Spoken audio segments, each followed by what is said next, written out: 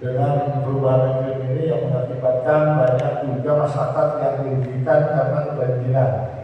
Banyak tanggul-tanggul yang dari perusahaan tambang ini yang jebol. Seperti itu.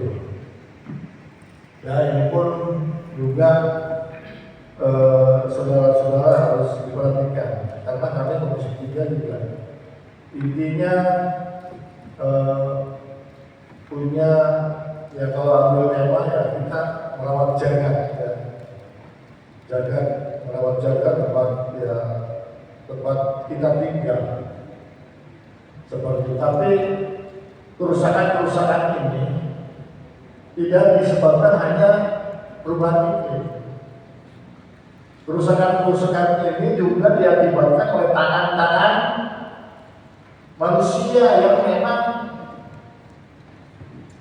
kepentingan usahanya saja.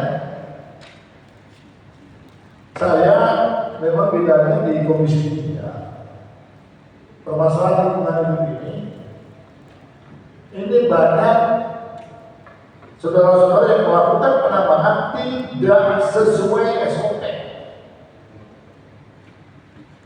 Contohnya kalau izin andesit, silakan Anda jual andesit.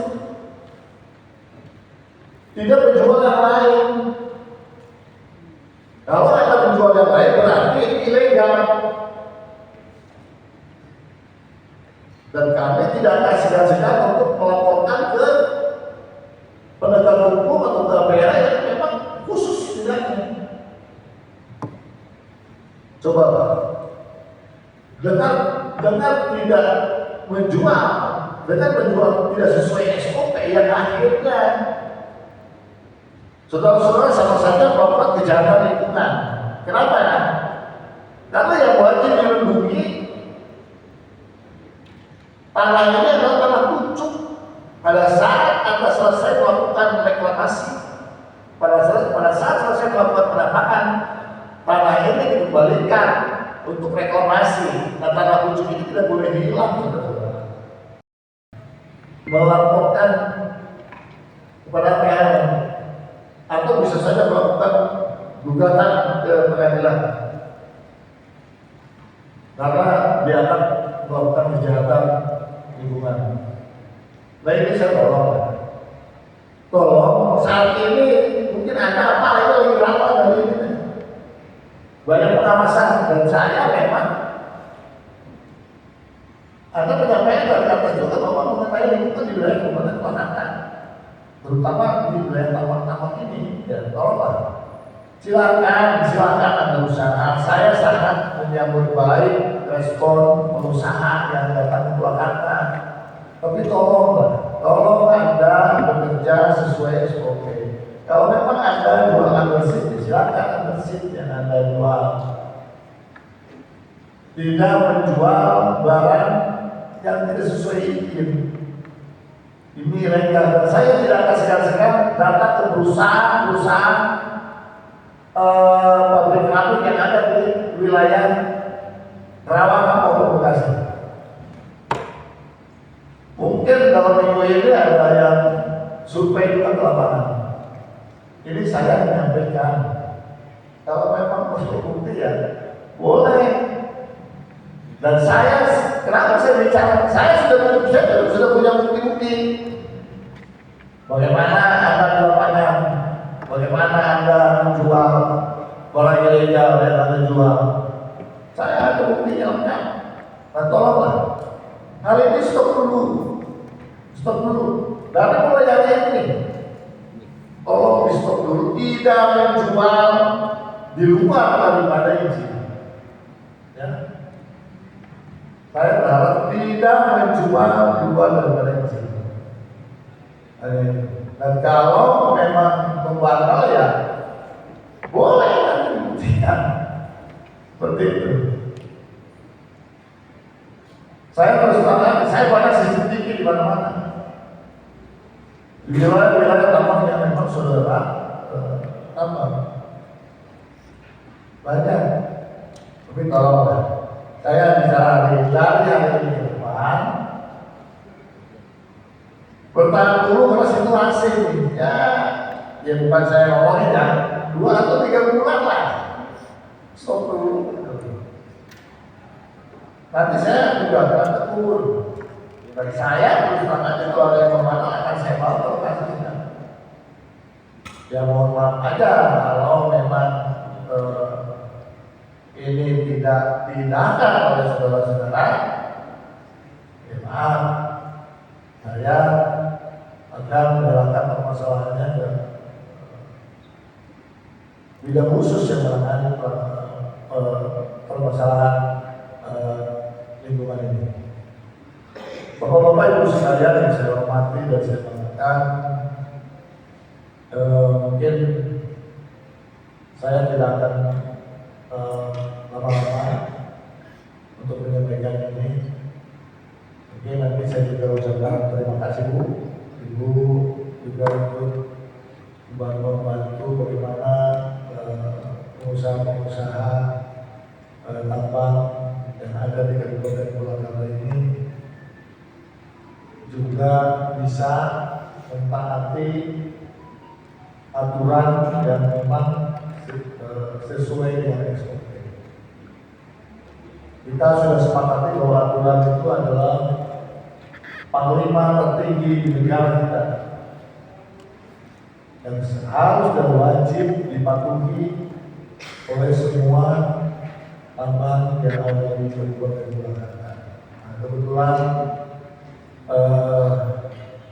ini betul hadir juga dari Komisi 1 Pak Roseno. Kami siap membantu dan kami sangat welcome kepada pengusaha yang mau berinvest usaha di Kabupaten Purwakarta ini. Cuma tolong taati aturan yang telah ditegaskan. Apalagi hari ini sudah dibentuk Perda semua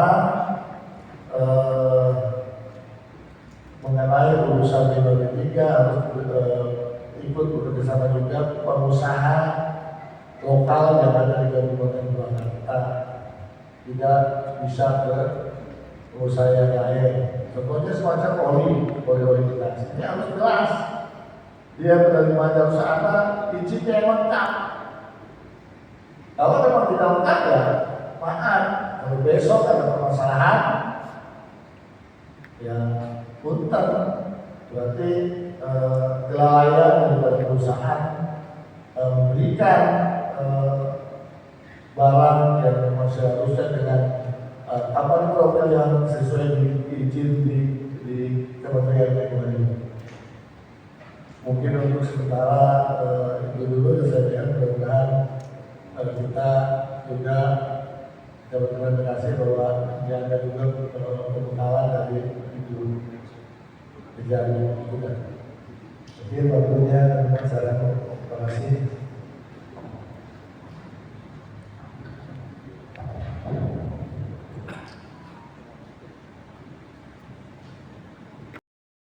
Kita semua, ya Pak, termasuk juga kami yang ada di depan sini.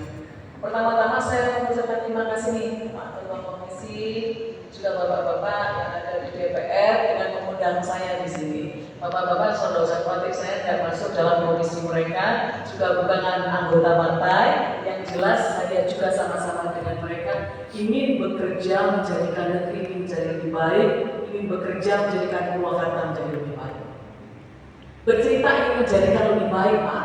Berarti kalau sudah salah, yang salah ditindak, kita kembali memperbarui untuk yang baik. Harapannya yang salah itu tidak menyebabkan penderitaan kepada orang lain. Jadi begitu ya Pak, ini nggak bisa ini ya. Belum bisa ya Pak? Atau ditukar ya? Pakai komputer saya?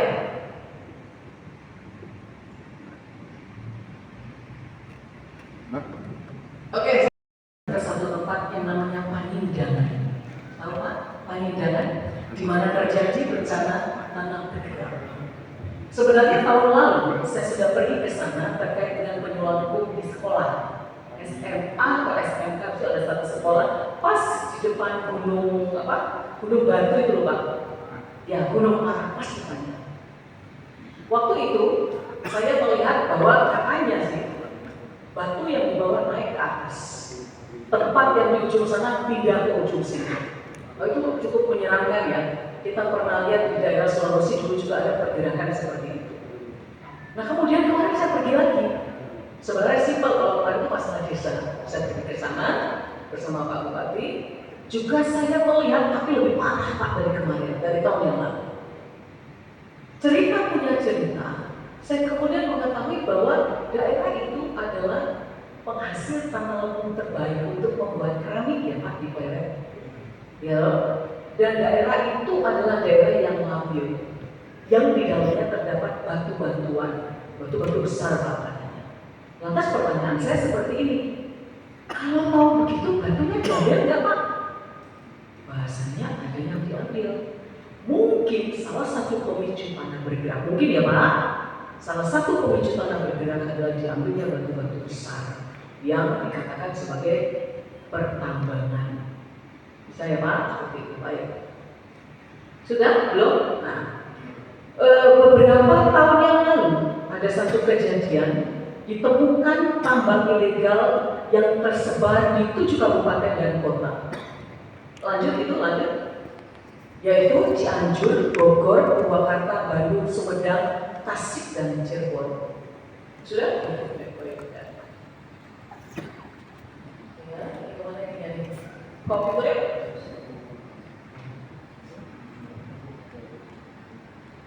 Ya.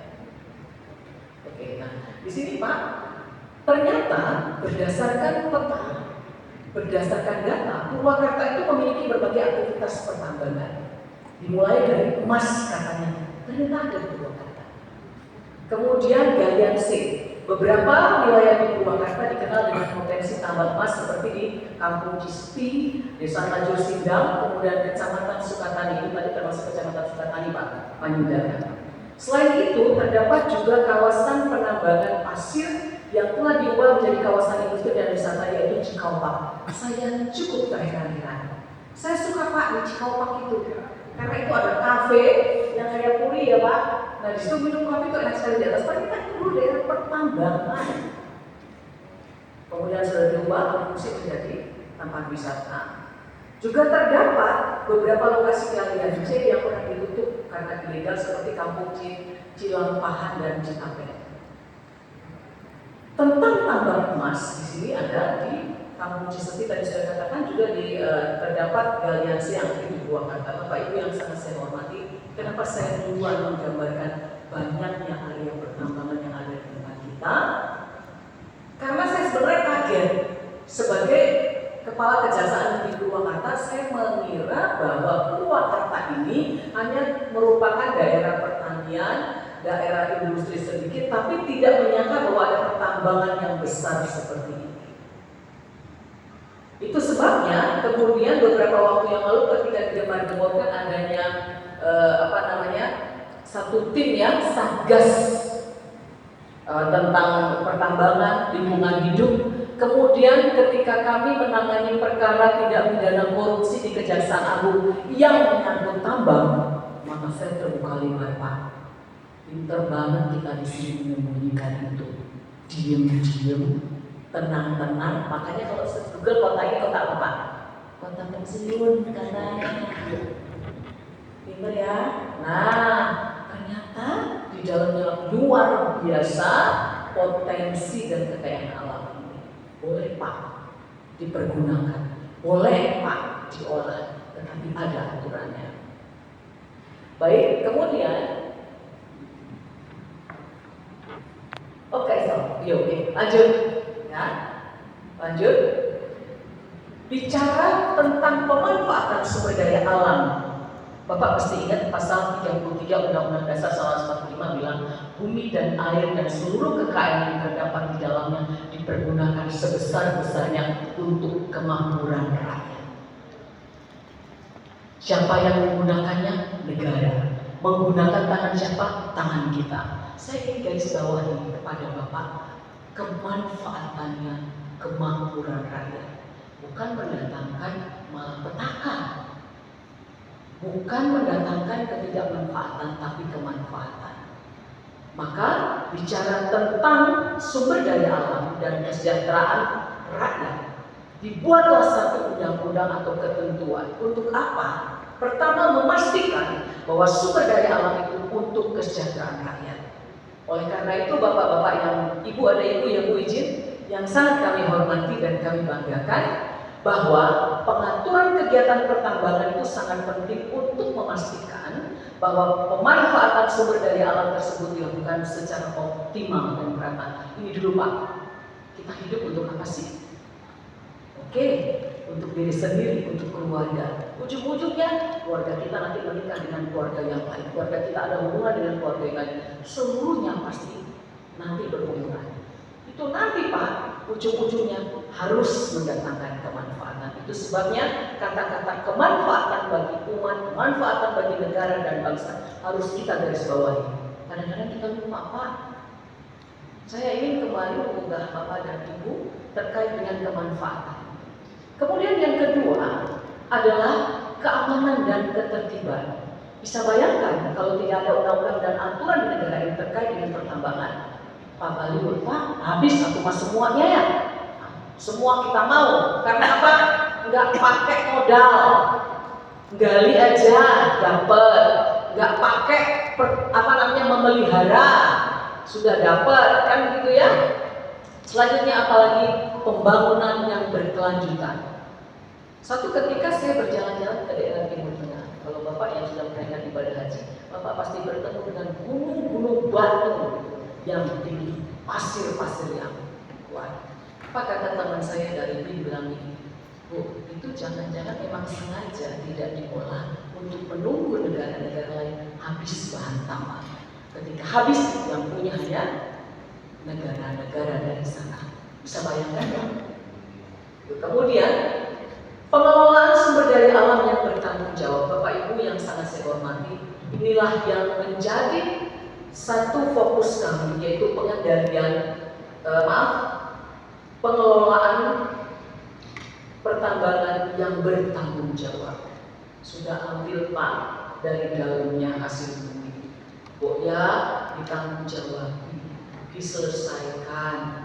Kalau ada lubang, ditutup dengan tanaman. Kalau ada batu yang sudah diambil besar, dicari caranya supaya tanah tetap punya penyangga.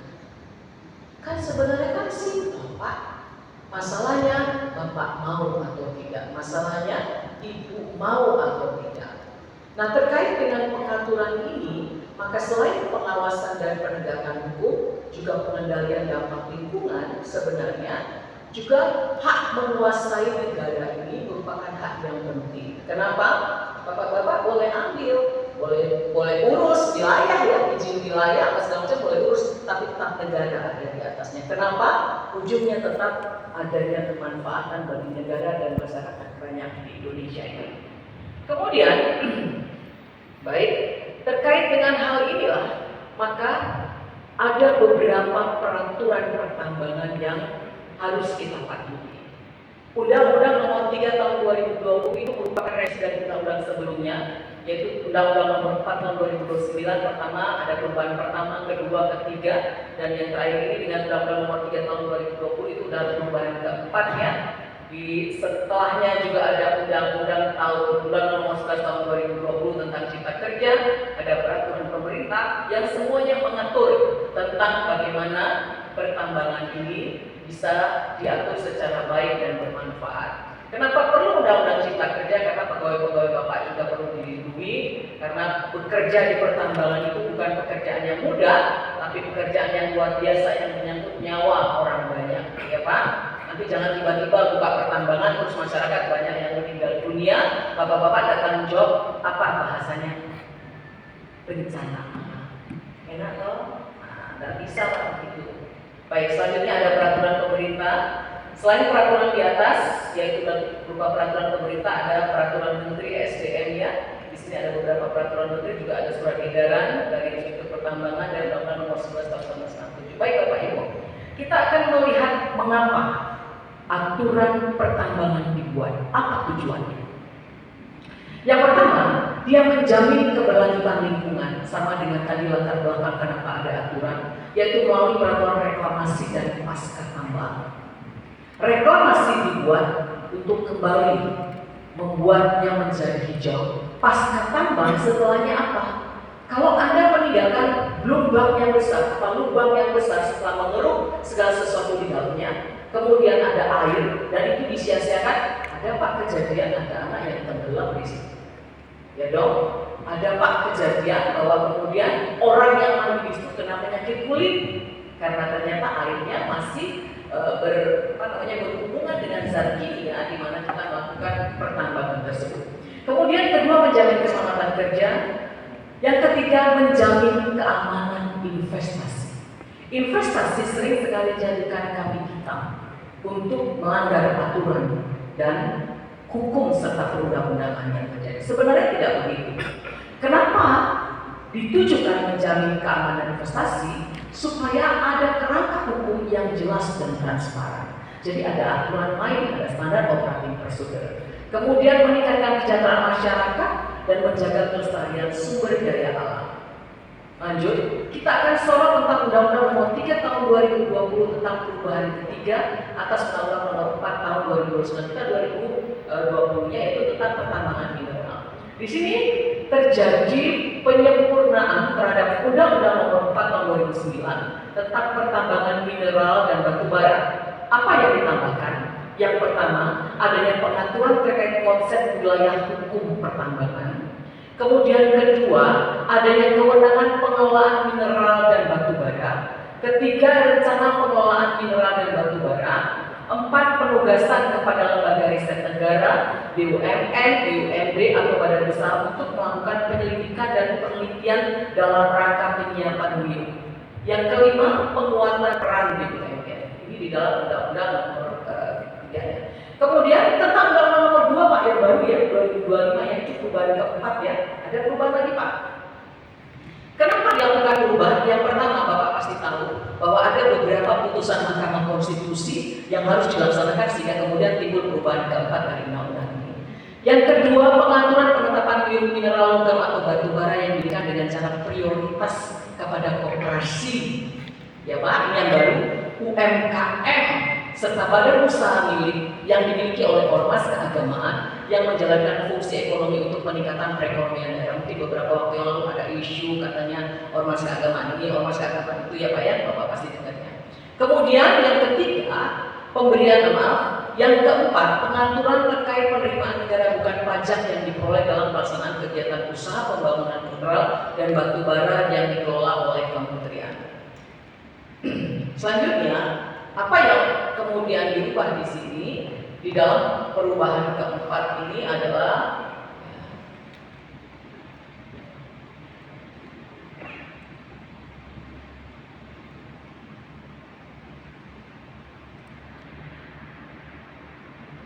lanjut ya. Pengaturan kembali perizinan dan pengusahaan mineral dan batu bara termasuk dalam konsep perizinan baru Pak.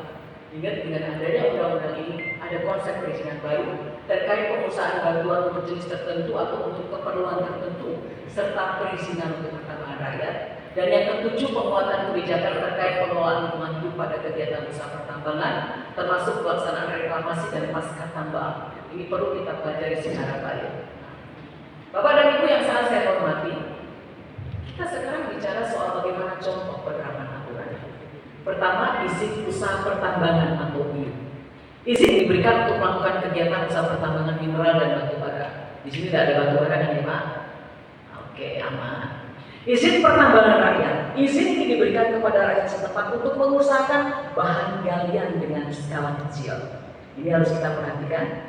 Kemudian izin usaha pertambangan khusus atau IUPK yang diberikan melalui kegiatan usaha pertambangan mineral dan batu bara dengan skala besar.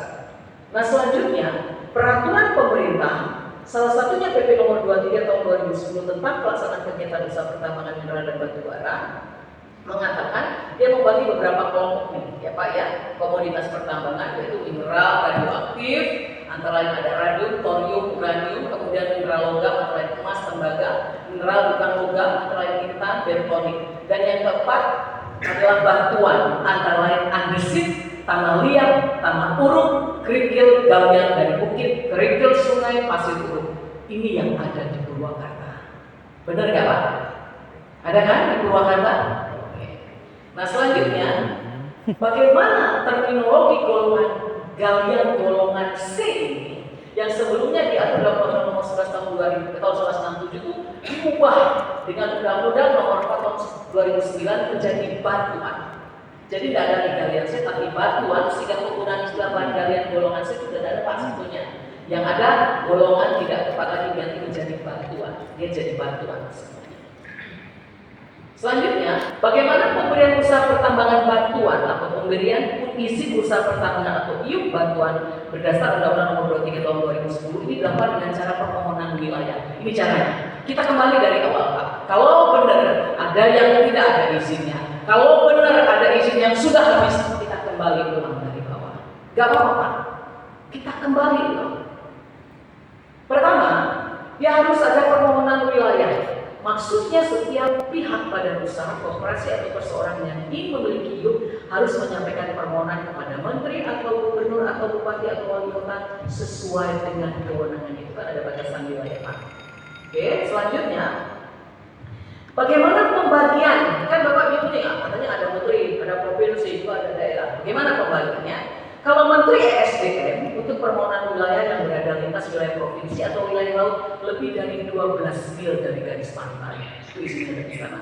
Kemudian Gubernur untuk permohonan wilayah yang berada lintas wilayah kabupaten atau kota dalam satu provinsi atau wilayah laut 4 sampai 12 mil. Nah, kita di sini Bupati atau Wali Kota untuk permohonan wilayah yang berada di dalam satu wilayah kabupaten kota atau wilayah laut sampai dengan 4 mil. Apakah wali kota atau bupati hanya mengerjakan sendiri? Enggak, dia pasti kita tanya sama komisi, sama DPR. Kenapa? Sebagai pengawas, tugas daripada DPR salah satunya adalah juga mengawasi terkait dengan pertambangan. Tapi Bapak-Bapak nggak usah keder, nggak usah takut, biasa aja. Ada standar operatif prosedur, ada tata urutan. Kalau rasa kesulitan, monggo ke tempat saya diskusi, tidak bayar gratis. Ya Pak. Nah sekarang kita bicara tentang IUP mineral bantuan diberikan oleh. Tadi sudah diulas semua sebenarnya oleh Bu Kadari semua. Tapi hanya sedikit saya akan menambahkan bahwa kami di Komisi 1 bidangnya adalah pengawasan di dalam perizinan kepada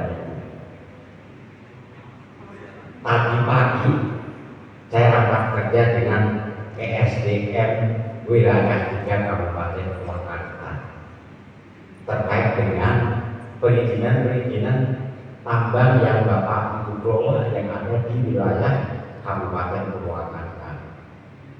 Sangat luar biasa, ada beberapa tambang bukan jadi ya, yang berizin hanya 13 ya. Saya tidak bisa menyebutkan satu persatu, tapi jangan-jangan yang ada yang hadir di sini juga tidak berizin. Ya. Mudah-mudahan di proses ya. Kalau itu tadi bukan dari sudah membuka ruang ya, konsultasi dibantu terkait kerjanya maka. Karena dalam pengawasan kami di Komisi 1 DPRD Kabupaten Purwakarta terkait perizinan, walaupun saya tadi melihat undangannya ada terkait pengelolaan tambang ya, tapi tadi disampaikan oleh pengacara juga terkait perizinan. Dan mohon juga Bapak dan Ibu pemilik tambang ini juga memproses perizinannya sangat mudah. Tadi sudah disampaikan oleh pengacara sangat mudah sekali ya. Itu karena ada beberapa, cuman perizinan ini berlaku hanya selama 5 tahun pertama dan 5 tahun kedua. Setelah itu tidak bisa diberikan izin kembali ya. Tadi karena saya konsultasi di RSDM tadi 5 tahun ya, itu pertama, 2 setelah itu, dan izin pertama bila mana sudah melewati batas perizinannya itu juga susah diprosesnya Bapak dan Ibu. Jadi harus sebelum habis masa berlakunya harus segera diproses perizinan itu. Jadi jangan sampai perizinannya sampai larut-larut habis tambangnya masih di situ itu pelanggaran, nanti ranahnya adalah ranah dari penegak hukum, karena dari Komisi 1 hanya pengawasan di dalam perizinan. Terkait lamil bantu bisa juga melalui kami Komisi 1 atau koordinasi dengan Kejaksaan Ibu Karyadi bisa koordinasi terkait perizinan, dan Komisi 3 ya, karena di area tambang itu ada beberapa komisi yang memang ranahnya di situ, ada ranah dari pengawasan limbahnya, ya, ada perizinannya dan lain-lain. Nah, tadi saya juga kaget begitu rapat kerja dengan SDM wilayah Kabupaten Purwakarta, ternyata ada beberapa tambang yang ada di Kabupaten Purwakarta itu yang izinnya sudah habis, yang belum memiliki izin. Ya, ini harus segera diselesaikan. Untuk apa? Salah satunya untuk kenyamanan Bapak dan Ibu semuanya yang berusaha di bidang pertambangan. Karena tadi semua ya aktivitas pertambangan adalah diatur oleh undang-undang, dan kekayaan alam itu semua adalah harus bisa dinikmati oleh masyarakat Indonesia, khususnya di Kabupaten Purwakarta. Mungkin itu sebagai tambahan, karena sudah luas panjang banyak